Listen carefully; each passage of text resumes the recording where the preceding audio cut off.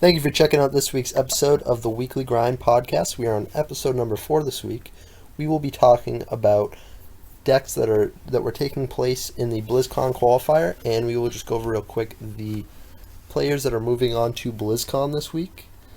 Again, this is episode number 4, and we'll just be covering different decks that we've been going over, decks we've been playing this week, decks that you should be checking out. Give us a like on Facebook at www.facebook.com/theweeklygrindpodcast. Follow us on Tumblr at www.theweeklygrindpodcast.tumblr.com. Also on Twitter at twitter.com/weeklygrindpod. You can also find us on YouTube. And if you'd like to submit any questions, remarks, reviews, anything like that directly to us, our Gmail account is theweeklygrindpodcast@gmail.com. We would also like to thank our YouTube subscribers this week: Versus the World 1121, OMG, It's Musa, and Chad Smith. Thank you very much for subscribing to our YouTube channel. Thank you very much, and enjoy the show.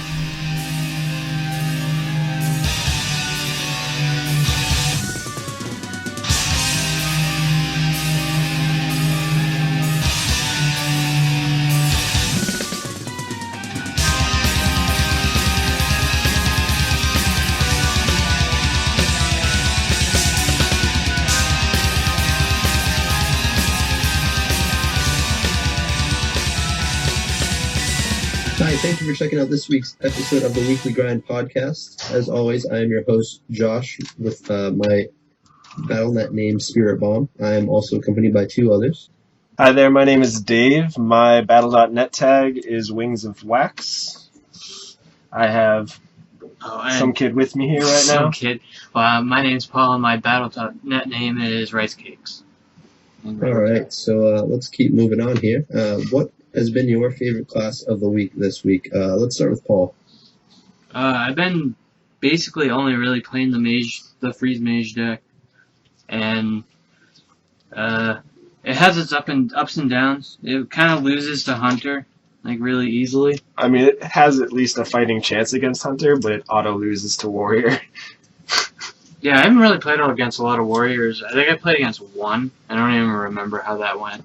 Oh, yeah, I lost terribly. He was at like 60 life. I don't think you can ever win that matchup. Yeah, I don't think so either.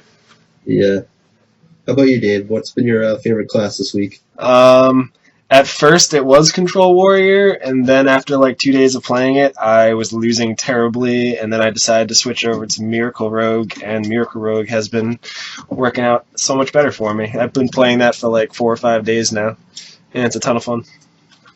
A lot of Miracle Rogue for you? Yep. How about you? Cool. How about you, Josh?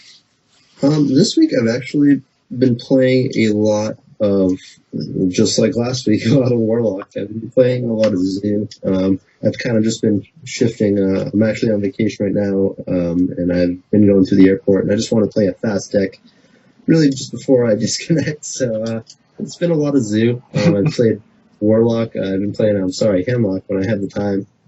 And I've been switching it up between those 2 decks and Warrior Control. Warrior Control every once in a while, but yeah, it's been a lot of fun.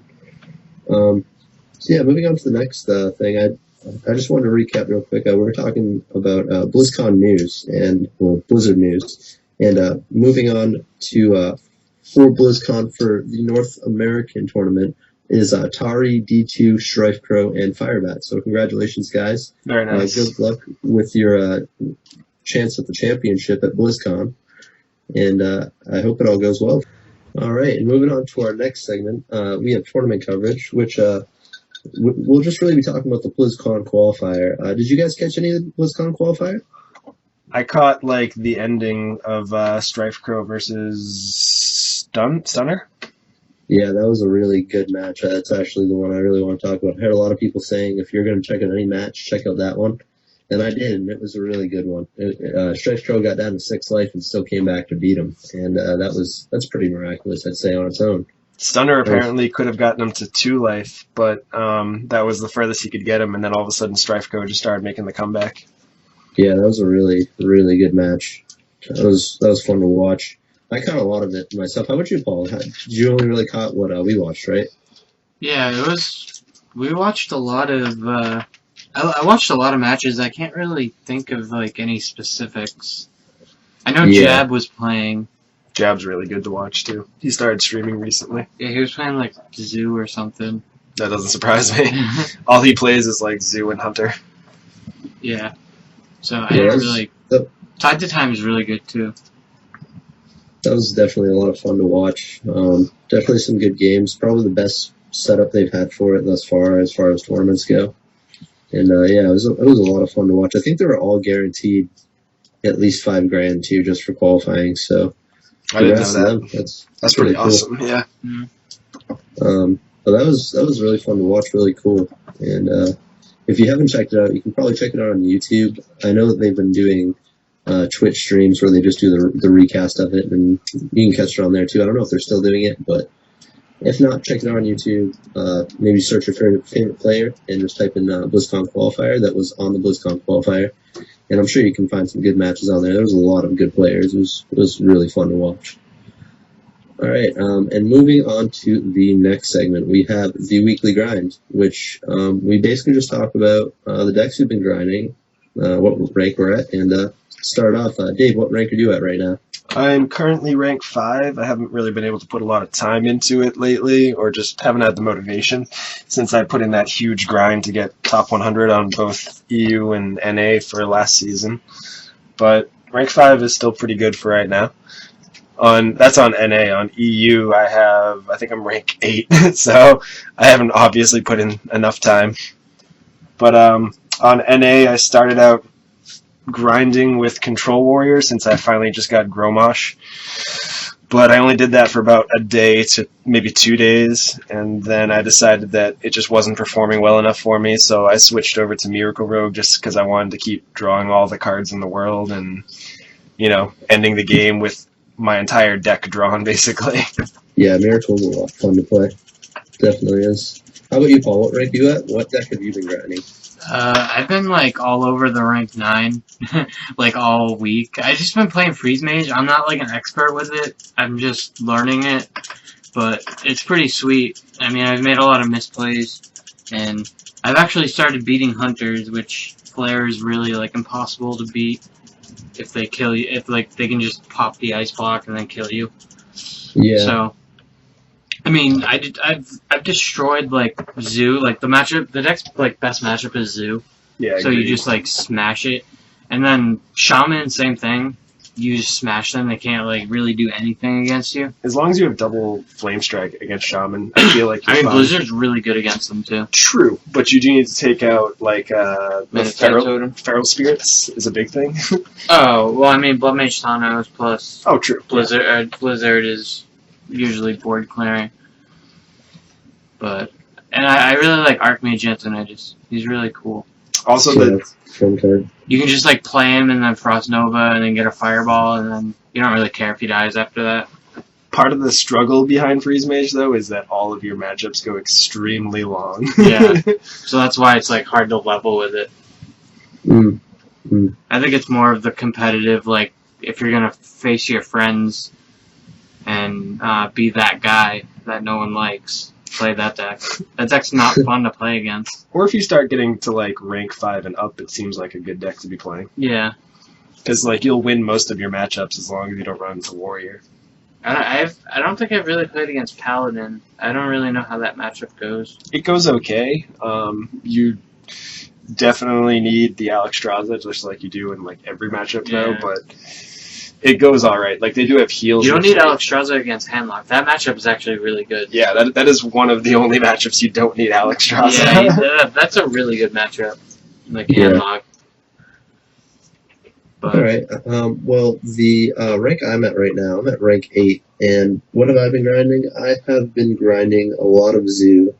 Like we've said in probably every one of these podcasts that we've had, is that's just consistent. And yeah, I've been kind of hopping between airports. I had like a 4-hour layover, and I just sat in the airport and grinded a little Hearthstone. The connection was a little wonky, so I was losing games just because of that, but I mean, I made it enough.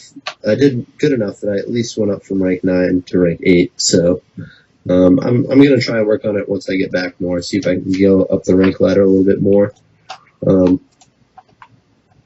but I played a little bit of Warrior Control before I left, and a little bit of Hamlock, and I mean, both really good decks. I'd say top tier. They're really a lot of fun to play if you have the dust to make it, and they're just really fun. That's all I can really say. All right, moving on to the next segment, we have cards of the week. So maybe there's a top performing card we have, or I mean, anything that has stuck out to us like a sore thumb as far as cards getting good value for us. So, Paul, what has been a great card for you this week? Alex Straza. Alex Straza? That's how you win the game, usually. Yeah. And Yeah. I mean, I really like Archmage Antonitis a lot. Because you can just get like 2 or 3 fireballs, maybe like, even getting 1 is like pure value. Definitely.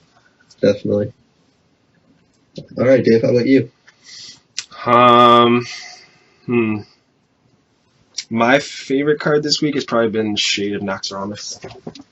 Yeah. But that's just because I've been grinding a lot of Miracle Rogue lately. Yeah. I can see that. That card just is, like we said last week, is a ticking time bomb. It just kind of sits back, and when the opportunity's right, he just chimes in. I mean, there's situations where it can be destroyed, just, from a simple Hellfire maybe, or maybe just from like Soulfire, or, sorry, not Soulfire, Shadow Flame. Lightning Storm. There's many ways that he can die, but it usually means your opponent's wasting an AoE spell to get rid of him. So, I mean, chances are it's better if he's best alone on the table, which is usually the case. But, I mean, there's fun situations for him. It's a really good card to just end the game with. Top card of the week for me, I would say top performing card. That's actually, I'd have to say Doomguard. Doomguard's really he's been taking the game for me. It doesn't surprise me with all the Zoo you've been playing. Yeah, I mean, with all this Zoo, it's just, wow. It's a great card to have. I actually remember one game, having my opponent at like 18 life, I had like 4 bodies on the table. Flame Imp, Voidwalker, Leper Gnome out, and I had Doomguard in my hand, and I'm on 5 mana, going into 6, and what do I draw? I draw Power Overwhelming, and I had like exactly enough damage to just like wipe them out completely with the Leper Gnome dying, and it was just awesome because I mean I put it on the Leper Gnome, I put the Power Overwhelming on the Leper Gnome to deal that 2 extra damage, which I never even really thought of that interaction before until that situation occurred. When you need to deal lethal, sometimes you need those extra 2 points. Yeah, it got there for me. I've had that happen a couple times too. Yeah. All right, so on the same segment of Cards of the Week, we're going to look at the top cards on Hearthstone Top Deck, which they have been nice enough to let us use their website. Check it out. It's HearthstoneTopDeck.com. They're a great website for stats, for top cards, for budget decks, for just the metagame breakdown in general. Yeah, the metagame breakdown, which we're actually about to go through the most played cards of the week. So we'll start off at the top with the most played legends, the top 3 most played legends this week. Which I'm not too sure if it's this week. It probably is just in general, because I see Leroy Jenkins on this list, and I don't see him being played too much lately. So it might just be over the course of the game being played. I think that this is... I agree. I think that's what they are going by, at least. Yeah. And I think we'll see Leroy Jenkins fall off this list very shortly. He's still seeing play, but not nearly as much as he was before. Yeah, very true. So I'll start this off. The most played legendary is number 1, which I don't think is really much of a surprise. It's Lotheb. And I mean, if you have ever played Lotheb in a deck, it can just win games for you. Like if, say, you're about to just get the killing blow, and you're like, the only way they're going to be able to deal with me is if they have that Master Removal spell, or say they have the damage spell to take care of my creature to put me a couple points off. You just play this, and it makes it a lot harder. I mean, even if they have to cast for a lot of mana. It puts them pretty far behind in most cases, but Lotheb is a good finisher. He's even really good if you're just trying to create a good to establish tempo in the game, really. To just establish presence and win the game. If you already have a board presence, he's just good to solidify your win with that same board presence. It just allows your creatures to stay on the table for an extra turn. Right. And you do really have to like time him correctly too. I mean, obviously against the Miracle decks, you kind of want to time it in a position where you think they're going to go for an Auctioneer, or when they actually go for the Auctioneer Conceal turn. Yeah. Otherwise, against every other deck, you just want to kind of time it for when you think that they are basically going to go for the next turn sweeper. Yeah. That way you get an extra turn just out of your dudes, and it'll force them to mostly play more bodies on the table, which could basically be what sets up you trading into those bodies that they put on the table so that you don't just get blown out by an AoE spell. Yeah, definitely. All right, number 2 on the list, which, once again, we were pretty surprised. I mean, it really just depends on how this is all put together, but Leroy Jenkins is on the list, who is recently nerfed into a 5-mana spell instead of a 4, which makes him really, I'd say, unplayable for competitive. Maybe some decks still play him. He's not unplayable, but you can't do the Shadow Step combo anymore, or you can't do the Faceless Manipulator in Handlock. But yeah. he's still a a good solid burn spell just for like any deck. Yeah, I can see that. I mean, one thing I was thinking of, which I don't think it's the most amazing combo, but it's kind of similar to the Handlock one. If you it requires one more card though, which is the problem. Which you have Leroy, Cold Blood, Preparation, Cold Blood, and then you do the Faceless Manipulator. That's 18 damage. I mean, no, that is 20 damage. Yeah, that's 20 damage. So, I mean, it's still, like, a thought, but I just don't think it's good enough to play. I think if you're playing Miracle, I'd rather do the Malagos prep plan, which, that's if you're going for the Leroy Faceless plan in Miracle. I think you should just be going for the Malagos plan anyways. Yeah. Because Malagos just, like, wins the game with Preparations and Sinister Strikes and, like, basically any burn spell at that point. Yeah. All right, moving to number 3 on the list is Sylvanas Windrunner, which I'm not really surprised. It's a really good card, and I've seen it a lot. That card is amazing. It just makes for really awkward trades. Your opponent doesn't really have a good spot if the game isn't already over. I mean, it makes it really difficult for them to just come back. They have to trade very awkwardly. We talked about it a lot more last week, I know. Yeah, definitely. Surprised Ysera's not on this list. Well, Ysera's been seeing less play because a lot of people have been actually subbing out the Ysera in their priest list just because like they would rather have a mind control to steal their opponent's Ysera because like that's just puts you in a way better position. Yeah, I've been seeing like double mind controls lately, and it's kind of making me cry and cringe a little bit. I don't like mind control that much. I mean, there's some good players like Zadalot who has been advising priests to just put double mind control in their list, so yeah, basically for that exact reason, so that you have a removal spell and you get a bomb. All right, so let's move on to the next segment, which I will have. Well, not the next segment, but the next rarity on the list of the most played, which is epics, and I'll have Dave read that off. What is the top 3 most played epics, Dave? The number 1 doesn't really surprise me. It is Preparation, and I mean, it basically shows that Miracle is still getting played quite a bit, and that means that it's, I mean, it's the one card that they'll never drop from their list, basically. Yeah. It just enables so much with an Auctioneer or with a Malagos as well. Second on our list is Ancient of Lore, which is the Druid epic that you can either draw 2 or heal 5 for 7 mana for a 5/5. That doesn't surprise me at all. I mean, no. If you like Druid, then he's the best Druid card there is. So, Definitely. Third on the list, which I'm actually surprised is not higher on this list, is Molten Giant. I'm surprised it's not number 1.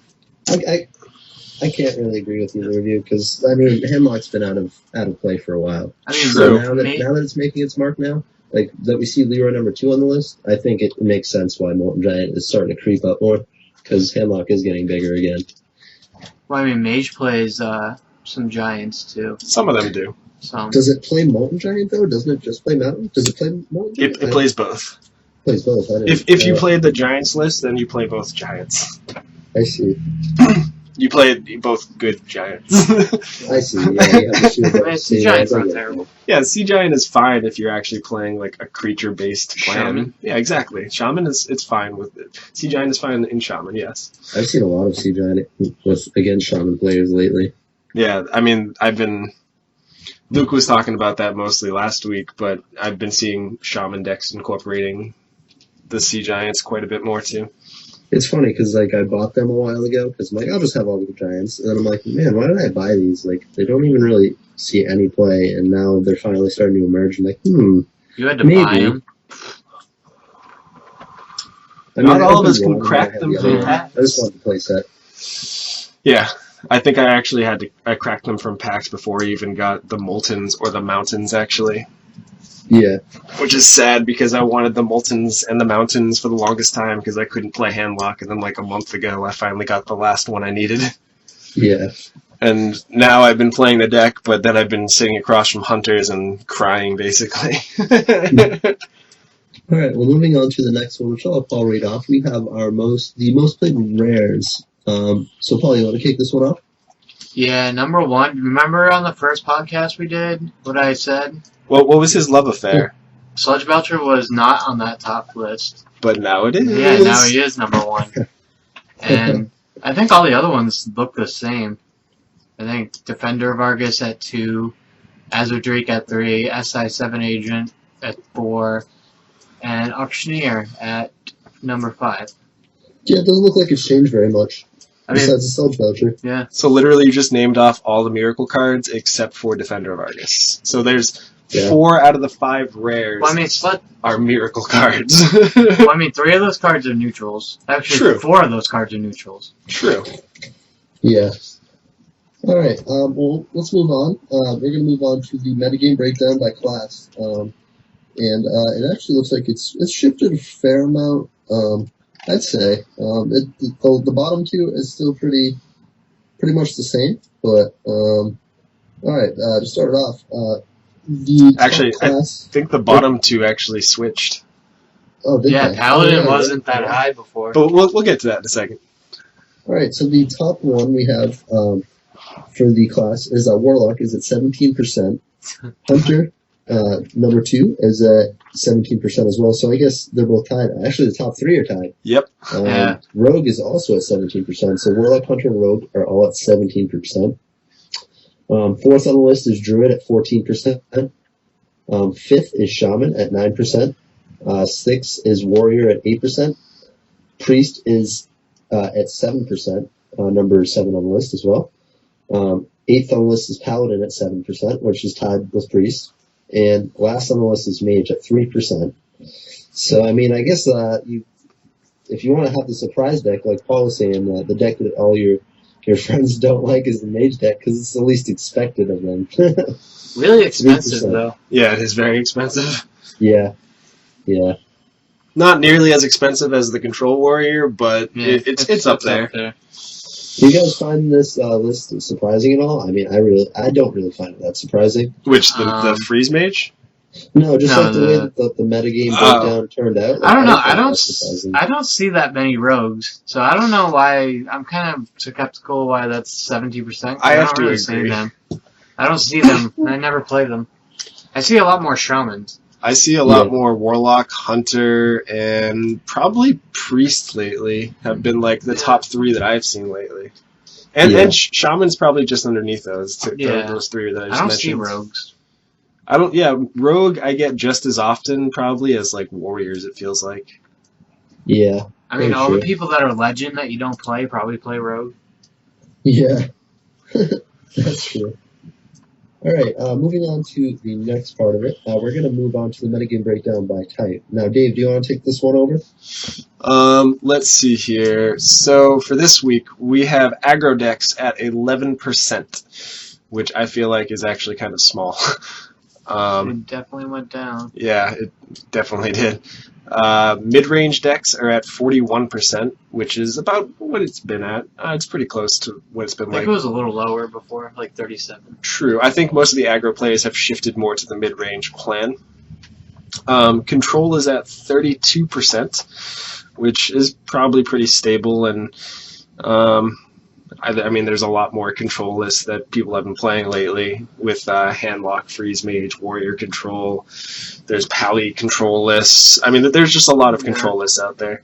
And combo is our last one, and that's at 15%, which it feels like the only combo deck that's still out there is basically just the Miracle list, like whether you're playing Malagos or you're just playing the God Auctioneer kill you with regular damage plan and creatures on the board. I guess that Druid Maligod deck is a combo deck, kind of. Yeah, But no one plays it. It's more like a control deck, though, but it does have the Malagod in there just to, kill somebody with Moonfires. Draw Yeah. cards. Draw a bunch of cards. But yeah, that's our... It looks like all the aggro decks just converted to mid-range decks. Or control. Because I feel like control went up a couple points, and mid-range definitely jumped the most. Well, it looks like the only aggro deck is Zoo.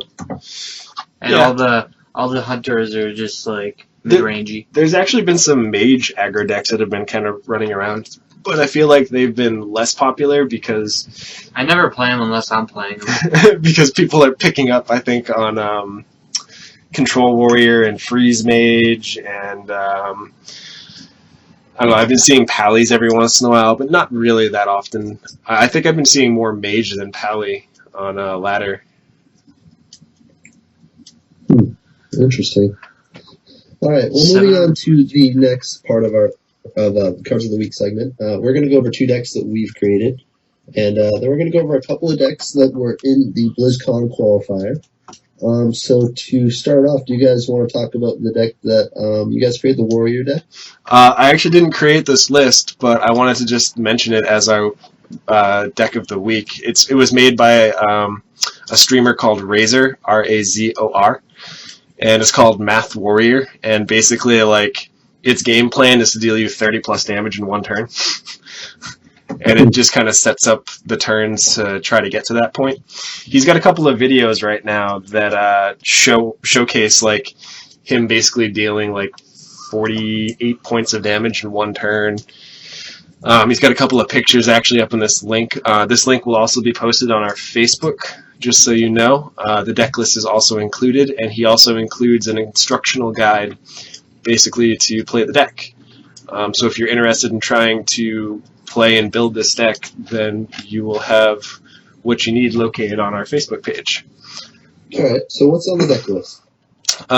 Coming down the deck list, our warrior cards are 2 Inner Rage, 2 Execute, 2 Battle Rage, 2 Fiery War Axe, 2 Frothling Berserker, 2 Warsong Commander, 2 Death Spite, 2 Kor'kron Elite, 1 Gromosh Hellscream.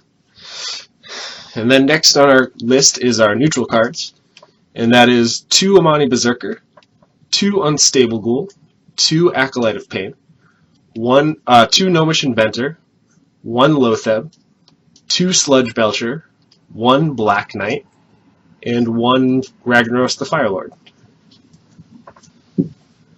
Very cool. Sounds like a fun deck. It's very interesting to watch and play, because I actually tried to build a version of this list, but I did change around a lot of cards, because I didn't actually have this list at first. I just heard about it from a friend, and then instantly went into my decks and started trying to put one together. But mine came out pretty close to this. I didn't have Battle Rages in my deck, I didn't have Amani Berserkers, and I didn't have Gnomish Inventors in my deck, but just about everything else I had. But the deck is pretty sweet. It tries to set up a Warsong Commander turn, so that you can either where's the card? So you can set up a Warsong Commander with a Frothling Berserker, and then cast like your unstable ghouls to just kind of like throw out their charge, and then whirlwind everything, so that your frothing berserkers become enormous, and then you just basically kill somebody in one turn. Can we post the videos to the Facebook? Because I'd actually want to watch them. Yeah, they're really, really short, but he does also stream. He is at twitch.tv/badrazor. I'm not sure what his schedule looks like, but if you like this deck and you're interested, you should definitely check out his stream, because I'm going to guess that he'll be playing this a lot.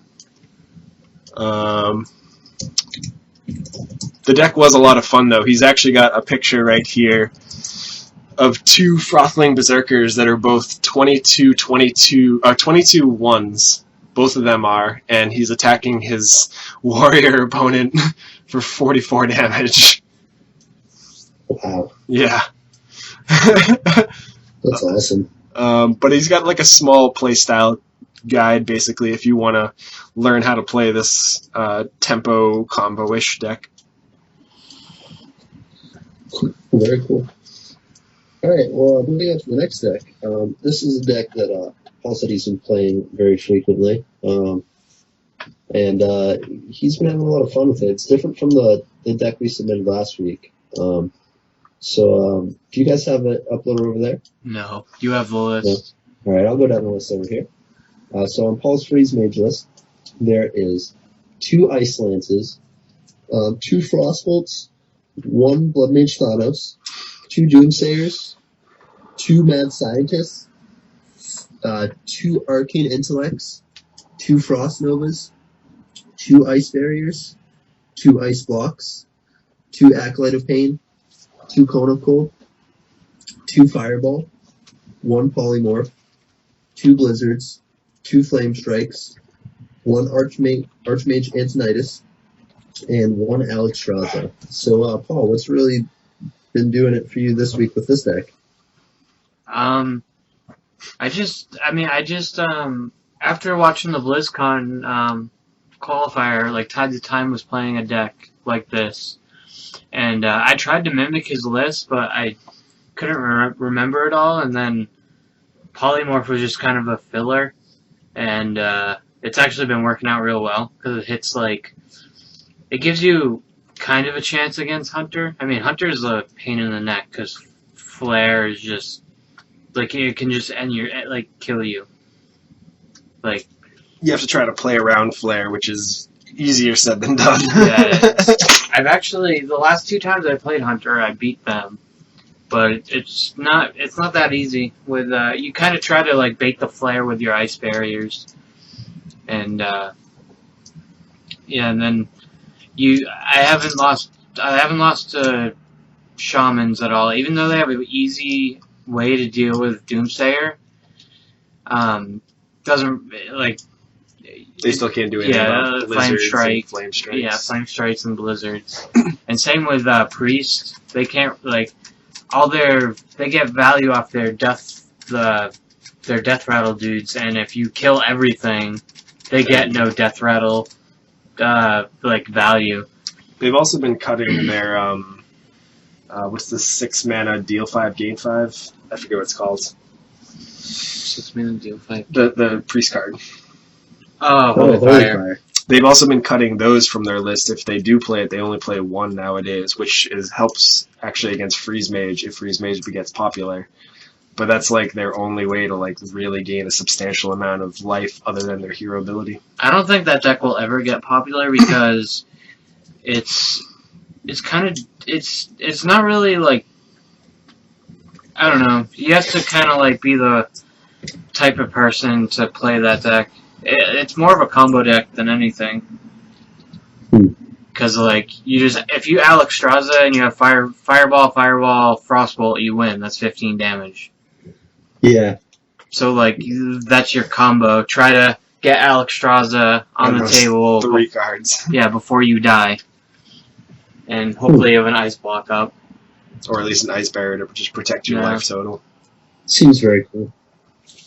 Let's move on to the next segment, where, we're going to be in the same segment, talking about a couple of BlizzCon decks. How many decks do you guys have for us? We have 4. 4 decks. All Four right. decks. So let's start it from the top. We have Shockey's Zoo List, which I found really, really interesting because it's got a couple of card choices that I wouldn't really expect. And, you want me to list this off? Yeah, go for it. Alright, so this Warlock, the Warlock cards are 2 Soulfire, 2 Power Overwhelming, 2 Flame Imp, 2 Doomguard. And then we got, so that's like the standard for the Warlock cards. That's like what you kind of want to go with. Some people shave down on the Power Overwhelmings, but I feel like double Power Overwhelming has just gotten better just with all the giants and all of the giant taunters that you want to get through. Anyways, going down to the neutral cards, we have 22 of these. We have 2 Abusive Sergeant, 2 Leper Gnome, 2 Undertaker, 2 Direwolf Alpha, 2 Echoing Ooze, 2 Haunted Creeper, 1 Ironbeak Owl, 2 Knife Juggler, 2 Nerubian Egg, 2 Dark Iron Dwarf, 2 Defender of Argus, and 1 Lotheb. Now, with this list, it feels like from the one that we have been posting up and playing, he shaves his Harvest Golems so that he can fit double Echoing Ooze into the deck. I don't like it. I don't know what he shaved for the Ironbeak Owl or the Lotheb, but they are pretty interesting to have in there. There's I no do. 3-drops. That's true. There's 0 3-drops, so he would cut like I guess like our Void the Terror Terror. or something, which I already cut anyways from my list. But so I guess like the Ironbeak Owl would be like taking place of our Void Terror. I don't know where the Lotheb comes from because I can't really tell from looking at the numbers. I mean, to keep in mind, I think these decks are kind of built for what they expect at BlizzCon. Very true. Yeah. Or not BlizzCon, the qualifier. Yeah, World Yeah. Championships. Qualifier. But I actually really do like the incorporation of Lotheb just because, like, with Zoo, you are trying to develop a board position, and you do lose to sweepers, so that if you can get a Lotheb down with a board position already, like, ready at hand, it does make Lotheb, like, 10 times better to just drop. The only thing that really stands out oddly for me is the Echoing Ooze. I don't really see, like, I don't know, any great interactions other than Defender of Argus. I mean, I guess you get knife, yeah, exactly, Knife Jugglers, but those are always in there. Yeah. But there's not like too many things that you can like, I don't know, abuse Echoing Ooze with. Yeah, that's very true. But anyways, that is Shockey's Zoo List. You want us to move to the next one? Yeah, move right on. Sounds good. We got Firebat's Death Rattle Hunter List, which looks extremely similar to the one I've been playing lately. It's got a couple of cards different. So let's start off with the Hunter cards, which is 2 Flare, 2 Web Spinner, 1 Freezing Trap, 2 Snake Traps, 2 Eagle Horn Bow, 2 Animal Companion, 2 Kill Command, 2 Unleash the Hounds, and 2 Savannah Highmane. Now that's 17 Hunter class cards. Basically everything in there seems just about standard. The only thing I find strange is it looks like he shaved 1 Freezing Trap to add in a 2nd Snake Trap. Yeah. But I understand why, because moving into the neutral cards, it makes a lot more sense because, well, I'll get to that in a second. For his neutral cards, he has 13. He has 2 Leper Gnome, 2 Undertaker, 1 Direwolf Alpha, 2 Haunted Creeper, 1 Ironbeak Owl, 2 Knife Juggler, 1 Loot Hoarder, and 2 Mad Scientist. Now, the double Snake Trap interacts with Knife Juggler quite a bit. I like how he actually shaved a Dire. Actually, Direwolf Alpha is not usually in Hunter lists nowadays, but it makes sense with the double Snake Trap. Just so that Definitely. you can try to, like, take out something big or just push through for extra damage. But I guess he cut a Loot Hoarder from the list just to fit the Direwolf Alpha, which seems fine. His list is pretty cool, but it can get swapped around a little bit, I feel like, too. If you wanted to build something similar to this, you could build it the exact same way he built it, or you could just change up like 2 cards, which would be like the Direwolf Alpha for an extra loot hoarder, or I don't know. I just don't feel like the Direwolf Alpha is completely necessary. He doesn't have Death Rattle either. That's true. Which you kind of want to make your Undertakers the best you can make them. Yeah. But I do like his list quite a bit. I feel like the 1 freezing trap kind of like turns my head, but I guess everybody's expecting double freezing trap, so like having 1 freezing trap and 2 snake traps makes it that more likely that you'll actually trigger a snake trap. He already has 2 boot orders, right? Or is it 1? 1 loot order. Oh, okay. I also really like the inclusion of Ironbeak Owl, because there's a lot of things, like a lot of taunts like Sludge Belcher that you just want to get through, basically. Also, having the Ironbeak Owl for your opponent's Undertaker that they play on turn 1 is also a nice thing. You got anything to say about this list, Josh? It's very interesting. I definitely like it. I mean, just looking at the curve, too, I mean, there's 8 1-drops, 12 2-drops, 8 3-drops, and 2 6-drops. Sure, obviously the Savannah High mains, but Yeah. the deck seems extremely aggro, which is it's good. It's fun, you know. It doesn't look like it's too expensive. It's only I mean, it's 20 commons, 8 rares, and 2 epics. So I mean, for people that are just looking to build a budget deck, this is another good one. The cost of the deck is a little under 2,000 dust. So I mean, 1,920 dust, which is not bad. Yeah. Considering Yeah, Zoo is 1,200-ish. Yeah. For like 700 dust more, you can build a deck that punishes the Zoo deck, actually. Yeah. It's not that great of a matchup, but it is a really good matchup. Definitely. So we're going to move on to our next deck list, which is from someone that Josh actually talked about last week, which I know I had no idea what his name was before this. I don't know about you, Paul. You ever heard of this guy? What's his name? Right there. Oh, Dear Jason. Yep, I've never heard of Dear Jason before, but I would like to go over his Pally list, just because Paladin's kind of been, I don't know, something on the back of my mind for a little bit, and I know Luke actually has been trying to build a Pally list for a little while that worked. I don't feel like it's the best strategy for grinding the ladder, but if you're going into tournaments that you're expecting a lot of control, it does seem like a really strong deck for that reason, basically. Yeah. So, Paul, would you like to go down this deck list? Sure. So there's 2 equalities. There's a Holy Light, 2 Aldor Peacekeeper, 2 True Silver Champion, 2 Consecration, 2 Guardian of Kings, 1 Lay on Hands, and Tyrion Fordring. And that's the Paladin cards, and they're all awesome. Especially Tyrion Fordring. He's my homie. Definitely. I mean, Equality and Aldor Peacekeeper. I mean, all those cards are just really good. Lay on Hands is awesome, too. Yeah, you like Sphinx's? It's like Sphinx's Revelation. And The only time I really don't fear Tyrion is when I have a silencer. So that's it. True. You have to sandbag to do that. yeah, I mean, Yeah. but he's good because he doesn't get, like, big game huntered. And if you don't have a silence, he's just busted. And even if you do silence him, he's still a 6/6. True.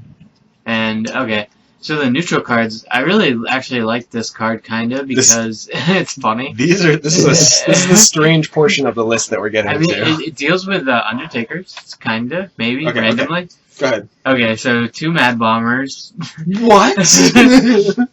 2 Wild Pyromancer, 2 Earthring Farseers, Ascension Shieldmaster, a Spellbreaker, a Harrison Jones, a Lotheb. Is that a 1 Sludge Belcher? That's 1 Sludge Belcher. What? Hey, Blasphemy. Yeah. he had to make room for the next card. Yeah, there's 1 Stampede Kodo. I actually really like him in Pally list. yeah, because of the Peacekeeper. Yeah. And then we got 2 Sunwalker, like mini Tyrion. And then we got a Black Knight, a Kel'Thuzad. Yeah, That's pretty cool. that's awesome. And then a Ragnaros. It's too bad that I'm pretty sure Mad That's Bomber awesome. doesn't work with Kel'Thuzad, but like that would be sweet. You if know, it the did. Battle Cry is from your hand. Yeah. But Well, the his thing tech looks if expensive. you look at it too, a cool interaction with Kel'Thuzad would be like Sunwalker. It'd be like That's Sludge not bad. Belcher as always. Another cool interaction. Well, Pyromancer seems pretty cool too. I mean, it doesn't seem. I mean, if you It's standard. if you could successfully like play the Wild Pyromancer on one turn, then switch over to the next turn, and then you can like equality wipe everything out and then Kel'Thuzad, like that seems awesome, but it just doesn't seem really realistic. It looks like a lot of fun. I think the Mad Bomber is very interesting because if you watch a lot of Asian tournaments, Mad Bomber's actually played a lot, and Yeah, you don't really see it too much over in the side of the tournaments. It's definitely very different. That side of the world is just way more in love with Mad Bomber. But I actually for a while was also in love with Mad Bomber when I first started. It But never then- works my way. Then the RNG just, I just was like, I'd rather have actually a card that's more stable. Yeah, That's Mad really the only Bomber's reason. either awesome or just really mad. And I mean, you really, for the most part, you hope it's awesome every time, but it can't work against you. The other strange card that I don't usually see in Pally lists is the Earthen Ring Farseers. I don't usually see, that card in their list, really. It's weird because Yeah. I've been playing Earthen Ring for a while. In Pally? Yeah. I usually don't see it. That's weird. Well, there's really Maybe no, I'm just looking at the wrong there's list. no better 3-drop for them to play. I mean, I they mean- have Eldor Peacekeeper, but Yeah, but you don't want to be casting Yeah, he's Eldar not- Peacekeeper yeah. on turn 3. yeah, he doesn't do anything on turn 3. Yeah. It's either that, I either see that or Acolyte of Pain. I see I think- Acolyte of Pain a lot more, actually. Yeah. This deck's really interesting because a lot of the Paladin decks I usually see in like the 10,000 range as far as dust. And this is 7,900 dust. Which is I a mean, there's lot 6 cheaper. legends in the deck. Yeah, it is a lot cheaper. And I mean, some of the legends you just get if you have Noxtramus unlocked, like Yeah. Lothab and Kel'Thuzad. And They're both I mean, really, really good legends, too. yeah, they're both really good for the deck. It seems like a lot of fun. Kel'Thuzad is Epic. definitely at its strongest in our Harrison Pally Jones list, is too. definitely optional. Yeah, I'd agree. On I both don't those. think it's a necessity. What? What other one? I was saying Kel'Thuzad's definitely at its finest in Pally lists. So. Oh, no, I was just saying Harrison Jones is not like, you don't need him if you don't have him. True, but I'm sure he was expecting a lot of Control Warrior and Paladin lists, and like probably some Well, I Miracle mean, Road, for too. people that don't have Harrison Jones, you could just play a small boost. Or play another Sludge Belcher. Yeah, or that. But I mean, if you want to destroy weapons, Yeah, the curve's very interesting too. I mean, there's 7 2-drops, 4 3-drops, 6 4-drops, 4 5-drops, 3 6-drops, 2 7-drops, and 4 8-drops, which are the legends really. Besides Lay on Hands. Play on Hands, but Lay on Hands, Tyrion, Kel'Thuzad, Ragnaros. yeah, Ragnaros. All right, so let's move on to the next deck. Which deck do you guys have next? Is this the last one? Yes, it is. We have Death Star V3's Burst Shaman list. This actually sounds very interesting. I only clicked on it because it was a Burst Shaman list, so I wanted to see what actually made it burst. So we have 18 Shaman cards, which are, most of them are stock. The only, I'll go through the list and tell you what I think is strange. We have 2 Earth Shock, 2 Lightning Bolt, 2 Rockbiter Weapon, 2 Flame Tongue Totem, 1 Feral Spirit, 2 Hex, 2 Lightning Storm, 1 Manatide Totem, 1 Doom Hammer, 2 Fire Elemental, and 1 Alakir the Windlord. And the only thing I find strange out of those Shaman cards is he's only running 1 Feral Spirits. Yeah, I can see it though, because I mean, people are expecting the second Feral Spirit. So I mean, I can understand you going to a big tournament like this. I mean, if he's expecting a lot more control, then the Feral Spirits are not nearly that good. Like, they are better against like Miracle and aggro lists, Yeah. but that's about the only time that it's actually like worth it. He was probably afraid of Handlock. Yeah, that makes Qualifier sense. is pretty good. Yeah, so Feral Spirits does nothing in the Handlock matchup at all. Yeah. It feels like a dead card. So what are the neutral cards in the deck? For neutral cards, we have 1 Blood Mage Thalnos, 2 Haunted Creeper, 2 Harvest Golem, 2 Defender of Argus, 1 Gnomish Inventor, 2 Azure Drake, 1 Lotheb, and 1 The Black Knight. No Undertaker? It's not a Death Rattle. I thought it was a Death Rattle Shaman deck. No, this is a Burst Shaman list. Oh. Mm. The only thing I see that bursts is Alec here. Yeah, I guess so. I mean, he runs the Blood Mage Thalnos, it looks like, just to take care of a Concealed Auctioneer with Lightning Storm. It's pretty 50-50. I mean, Yeah. it deals 3, you're like, But then again, what other answers Yeah. do you have to a Concealed Auctioneer? Well, if you have the spell damage totem, it just kills it. And there's also 2 Azure Drakes, which, kind of add up after a little while. it seems odd. Just because, like, he runs 2... He runs 6 spell damage cards. Yes. Do you think that's enough to run that much spell damage +1 cards? I mean, So you're saying that he has... so he has like 2 Aura Shocks, 2 Lightning Bolts, and then he also has So 2 Lightning six Storms. spells that you're saying 6 that... spells, yeah, sorry. 6 damage spells. And then he runs 3 spell damage +1 cards. True. But you also get the totem, which is a little more reliable, I think, than the spell powers. That's true. Well, and the spell damage is situational. Which they always get it when they need it, don't they? Well, yeah, Right. that's how they roll them. Yeah. It's like, oh, You're like, oh, I kill off the spell power totem 5 turns in a row, yet on the 6th turn, when they really do need it, they're going to roll it a 6th time. I don't know about Obviously. you guys, but when I play Shaman and I roll that spell damage totem and they have like, let's just say that this is my favorite instance is when they have, what's the card? The 2/2 that fetches a secret. Mad Scientist. Mad Scientist. You Earthshock the Mad Scientist for 2, and that's like the best way to deal with the Mad yeah, Scientist. basically. That or a Haunted Creeper. Yeah, Haunted Creeper too. Definitely. His list seems pretty stock, though. I mean, I'm actually surprised with the title Burst Shaman. He doesn't have any Lava Bursts in his deck, like maybe like a one of, because I feel like he would want that over like his Feral Spirits if he was trying to gear more towards like a handlock, a deck against handlocks. Yeah. And honestly, I don't really know what he put in for that Feral Spirits because there's already 2 Harvest Golem in the deck, which is basically like, I mean, there's a ton. Some decks don't play Blood Mage, or some decks True. don't play Black Knight. Some of those some cards. some decks don't even play Gnomish Inventor. Yeah, Yeah. so I mean that's where the extra slot comes from, I guess. I think that's the card you take out is the Gnomish Inventor.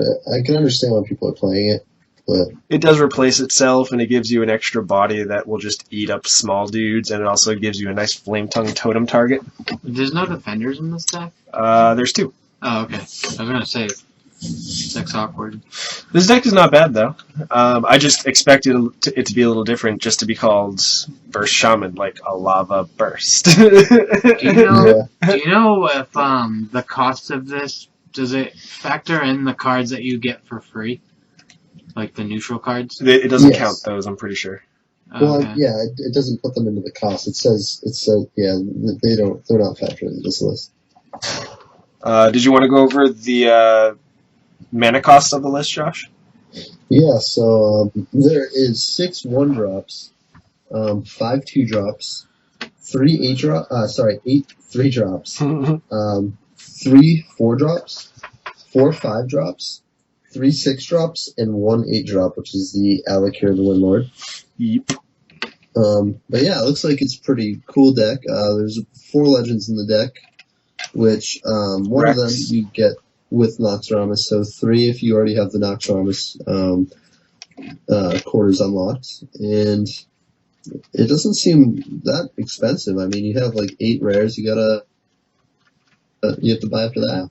One epic being the Doomhammer, but the cost of the deck is 6,240 deaths, so it looks like a good deck. It's not that expensive. I mean, the problem is you can't just buy dust. yeah, very true. You have to buy packs to get dust. So I was watching Firebat stream, and he was, this was like 2 days ago, and he was talking about Shaman and the fact that you actually don't need lightning bolts in your list, and if you're facing a lot more handlock, that you should probably shave a lightning bolt for a lava burst. Just because the 3 damage from lightning bolt doesn't kill a lot of things that you need it to, and the 5 damage that you get from the lava burst does kill a lot of things that you really need it to. It also gives you a couple more points of reach, which helps out in the long run. Well, I guess that kind of goes on to our next segment. We're going to go into favorite weekly streamers. So do you want to talk more about Firebat or go into another streamer? He's not my favorite streamer, but I definitely was watching him play like really janky decks on purpose, though, which was definitely entertaining because he was playing a really bad Miracle deck, and he was just doing it for fun. Like he had a bunch of his teammates on stream, and just they were goofing around and basically blindly building a deck, or like his friends would tell him to put these certain cards into his deck, like let's see, Lore Walker Cho was one of the cards. I think for a while it was Millhouse Manastorm as well. Just basically building like the worst possible deck that he could, and making him try to win with the worst possible deck. And they were actually forcing him to play on ladder too, which I thought was funny. That's awesome. So he was like, he actually started gaining ranks too, because he started, I'm pretty sure, at 18, and he got all the way up to 13, and then started losing a couple of ranks. But he was just playing like a Mill Rogue deck. But anyways, he's not the streamer that I'd really want to promote for this week, even though he has been doing well. I have been still enjoying the Gabe Walls, the G Walls. He's been streaming a lot more lately, and I've also gotten to see, what's his name? I've been watching actually Hypes this morning. That was pretty sweet. I got to watch him play some Freeze Mage for the first time in a long time. I've been keeping up with Show and his Freeze Mage list, so it was nice to finally see like Hyped play a Freeze Mage list as well, because then I get basically both angles to go about playing the deck. And they're both really, really good at playing the deck. I think Hyped is a little better at playing Freeze Mage just because he's had more practice, but Show has definitely been like trying to get better at the deck this past week, because he does think that it's one of the best decks right now. Yeah. And I think Paul agrees with that too, but I don't know. I'm still learning and messing around with it. I think once you start learning the deck a little more and what the keep I make a lot of crucial mistakes, like instead of killing a Sludge Belcher first, I'll like Flame Strike it, and then like I could have like Frostbolted it and then just killed it, like everything. But then I leave behind a 1/2, and then that 1/2 pops your ice block, or something like that happened. What about you, Josh? Have you been keeping up with any streamers this week? I honestly really haven't been. One streamer that I would like to mention would definitely be Hyped. I've checked him out a couple of times recently. Very I haven't had nice. much time to watch him. I kind of like get into a game, and then like 5 minutes in, I'm like, oh, I gotta walk away. But definitely good to watch. Learn a lot just watching him. Great player to witness play the game. And I think he's the best player on his team actually right now too. Yeah. But that doesn't really surprise me, because he like, I don't know, he's like a god basically at playing Hearthstone, which is why I enjoy watching him. Yeah. How about you, Paul? Any streamers this week for you? No, I haven't really watched any. I've only really been playing a little bit, kind of going to bed early, and then It's sad we I mean, haven't seen Applejack on lately. yesterday, I mean, the Magic Pro Tour is this weekend, so I've been watching that. I watched that a little bit yesterday, so I haven't really been keeping up with streams this week, at least. Magic streams more than Hearthstone streams. Well, I mean, it's the Pro Tour and it's a new standard format, so it looks sweet. Yeah, some of the new cards for Magic There's a do combo look deck. awesome. Have you seen it? Sweet. Yeah, I have, but that's for a different podcast, I think.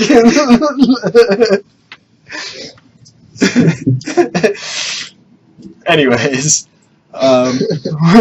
so we got a next section. So yeah, our next segment is just going to be it's our last segment, a very short one. It's just going to be in-game stories. So any crazy in-game stories you want to talk about? Trying to think. I basically already said mine. The Zoo game that I had. I have a crazy miracle picture that I put up on our Facebook. I have a hunter player at 5 life, and I'm at 18 life while I'm playing Miracle. And I have stealth on the board. It is an auctioneer, an 11-5 Violet teacher, and 5 1/1s. And they're all stealthed. Wow. And yeah, that was a pretty sweet game, I would say. I just remembered one too. It's from the same class that Dave was playing, but I know Mike said something about a 16-16 Edwin Van Cleef. So I like one-upped him and made a 24-16 Edwin Van Cleef and smashed some priest with it. Good to see his plate falling apart. Yeah, the hero. The screenshot was like perfect. It was pretty sweet. It's actually on the Facebook page. It's pretty funny. Which you should check out these images on our Facebook page if you want to see some people getting wrecked. Yeah. Because every once in a while we get some really cool images. Yeah, Edwin Van Cleef is a card. Yeah, who would have thunk, right? He doesn't. I mean, he's a 16-16 base, and I still have how many cards in hand? 1, 2, 3, 4, 5, 6, 7, 8 cards. Yeah, I had an auctioneer out, but I don't know. That game was just not close, but it was awesome. Very cool. Very cool. All right. Well, I think that just about kicks it off for us this week. So also a part of that screenshot that Paul took with his 24-16 Van Cleef. He's also got a shade of Noxramas, which is an 8/8. So I wonder how long that had sat on the table for. I think I played turn 3. Maybe turn 4. Yeah, that seems like a broken turn. You couldn't have just cast like a conceal here. You have double conceal. Well, I mean, he's dead. Yeah, I know, but I think I could have made that Van Cleef bigger if I wanted to. It looks like you could have like the turn before cast a conceal, which would have been nice. Which means I think I did. I think there's 2 in that list. There's 2 in your hand, which means you didn't cast one. Well, I guess I didn't need to. Oh, It was on ladder. Okay. I mean, it was rank 13, but 15. Oh, 15. What? I went up 6 ranks this week. Anyways, that's about all we got for awesome players of the week. That's pretty awesome. Yeah, it is. All right. So yeah, thank you for checking us out. This is our 4th episode that we've released. You can find us on Facebook at facebook.com/theweeklygrind podcast. You can also follow us on Tumblr at theweeklygrind podcast.tumblr.com. And we will, in the next probably few days, we'll have a couple videos up for you. We're just going to be going over some play strategies and just talking about the game. I finally have better internet. Yeah. Yeah, so we should have some streaming, some videos. Maybe some building videos. We're planning on iTunes now, which is awesome. We're planning on getting some videos up recording some tomorrow, which should be up either that day or the day after. And I'm planning on getting a stream ready. I'm going to probably get it ready this weekend and have it up and running by next weekend. So that'll be sweet if any of you guys want to join in on that. Awesome. Obviously, when you're back from Florida, that is. Yeah, when I get back, we'll start tinkering a little more, doing more for you guys to have up there, Yeah. and Back to you can work. also, yeah, back to work and back to life. Paul's cracking the whip. Yeah. Hey, I fed a tiger today. My life's complete right now. Okay. that was awesome. Okay? You mean you were almost fed to a tiger? No, they seem pretty cool. You just give them some raw meat and they're happy. You know, they're just big kitties. You know. Yeah, they're like Josh, the next white meat. They will hurt you. Jeez. Anyways, And if you have any comments, reviews, you want to tell us something, you want to say something to us, all right, well, go and email us at theweeklygrindpodcast@gmail.com and send us, comments, reviews, anything, hate mail. Feel free to send us hate mail. Ouch. That's Hate mail. I mean, I guess any mail is good enough. Even if it's Yeah. hate mail. But Tell your once again, you friends. can contact us at theweeklygrindpodcast@gmail.com. And yeah, we also have a Twitter page, which you can find off of our Facebook. We are on Tumblr, which we've started to accrue some followers, and on YouTube too. We are also on YouTube. For the first 100 subscribers, we are going to thank you for subscribing. So Give you a nice little shout out on the podcast. So as you heard at the beginning of this video, I'm going to be doing some shout-outs. And, stay tuned. Listen in next week. We'll have another podcast up for you. And this is Josh SpiritBomb. This is Dave, Wings of Wax. And this is Paul Ricecakes. And Soon you guys to have be a great racing. week and Yeah. grind on. Have a great week.